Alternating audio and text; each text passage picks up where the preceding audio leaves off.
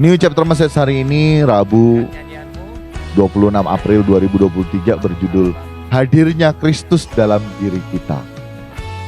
Ayat Alkitab hari ini terdapat dalam Matius 16 ayat yang ke-28, demikian firman Tuhan. Aku berkata kepadamu, sesungguhnya di antara orang yang hadir di sini ada yang tidak akan mati sebelum mereka melihat Anak Manusia datang sebagai raja dalam kerajaannya.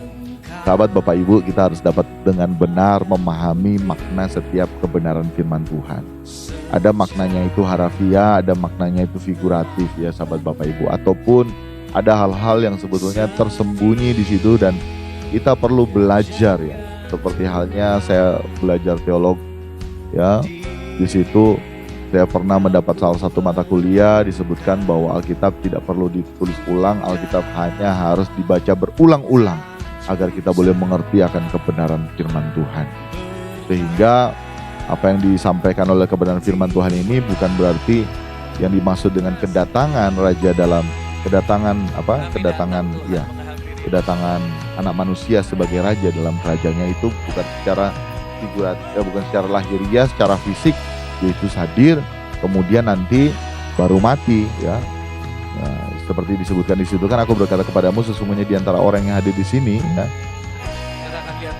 ada yang tidak akan mati ya sebelum mereka melihat Anak Manusia datang sebagai raja. Kita tidak bisa memahami hal itu secara harafiah ya, melainkan secara kembali lagi maknanya lebih dalam. Ada hal-hal figuratif yang disampaikan kepada kita. Dan sahabat Bapak Ibu, pada akhir zaman Kristus akan datang dalam kemuliaan Bapanya. Tetapi sekarang menantikan penggenapan waktunya, Tuhan Yesus Kristus datang ke dalam kerajaannya sendiri atau kerajaan pengantaraannya. Beberapa contoh kecil tentang kemuliaannya diberikan dalam waktu beberapa hari kemudian setelah percakapan ini, setelah percakapan dalam Matius 16 ayat yang ke-28 ya. Ketika ya Kristus setelah mati, disalibkan, bangkit hari yang ketiga, ia berubah rupa di depan mata mereka. Kemudian pakaiannya menjadi putih bersinar. Namun yang dimaksud dengan kedatangannya di sini menunjuk kepada kedatangan Kristus melalui pencurahan rohnya, penanaman jemaat Injil, kehancuran Yerusalem, serta dirampasnya negeri dan tersingkirnya bangsa Yahudi yang menjadi musuh bebuyutan kekristenan saat itu. Nah, di sini Anak Manusia di dalam kerajaannya, kemudian banyak orang yang masih hidup menyaksikan hal itu. Nah, khususnya Yohanes yang tetap hidup setelah penghancuran Yerusalem dan menyaksikan kekristenan didirikan di dunia ini. Itu sahabat Bapak Ibu. Sehingga melalui hal ini ada makna yang dalam, kita lebih mendapat pengertian yang lebih jelas dan dalam bahwa kedatangan Kristus saat ini bukan secara harafiah atau belum fisik kehadirannya, melainkan melalui karyanya dalam hidup kita, sahabat Bapak Ibu ya. Melainkan melalui karyanya dalam hidup kita sampai nanti kita benar-benar ya menantikan kehadiran secara lahiriah, kehadiran secara tubuh, fisik tubuh kemuliaan di awan-awan permai untuk menjemput kita ya, permata-permata hatinya, kekasih hatinya, apabila ya kita hidup dalam kasih karunia Allah tersebut. Nah sahabat Bapak Ibu, hal inilah juga menjadi penghiburan bagi pengikut Kristus bahwa Tuhan Yesus Kristus yang adalah Anak Manusia telah datang ke dalam kerajaannya sendiri sebagai Raja melalui keteladanan hidupnya yang harus kita hidupi dalam kehidupan kita, dalam keseharian kita. Ini penting sahabat Bapak Ibu ya. Sehingga hal ini juga menyadarkan kita bahwa sebagai pengikut Kristus, kita adalah suratan Kristus dalam diri kita. Artinya apa? Siapapun dapat melihat Kristus dalam diri kita, asalkan kita dapat menghidupi Kristus dalam diri kita.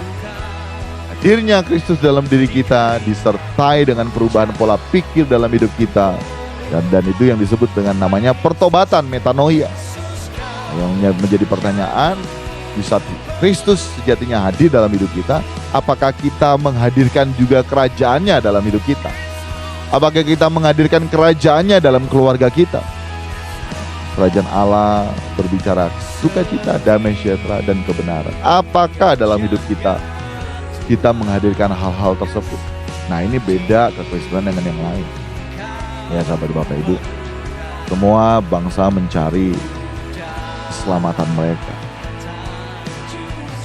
Tapi firman Allah di dalam Alkitab hanya terdapat di dalam Kristus. Oleh karena itu kita harus mampu menghidupi Kristus dalam diri kita, sahabat Bapak Ibu. Ini penting, sahabat Bapak Ibu, dan ini menjadi pengharapan kita.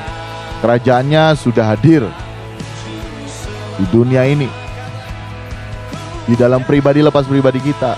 Sekarang kembali kepada kitanya, maukah kita menghidupi kerajaan Allah dalam diri kita? Maukah kita diperintah atau hidup dalam penundukan terhadap seluruh kehendak Allah? Maukah kita mengikuti jejak Kristus? Maukah kita mengikuti keteladanan-Nya?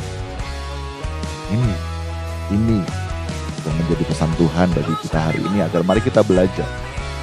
Telah hadir kerajaan Kristus dalam diri kita. Roh Kudus telah dicurahkan bagi kita.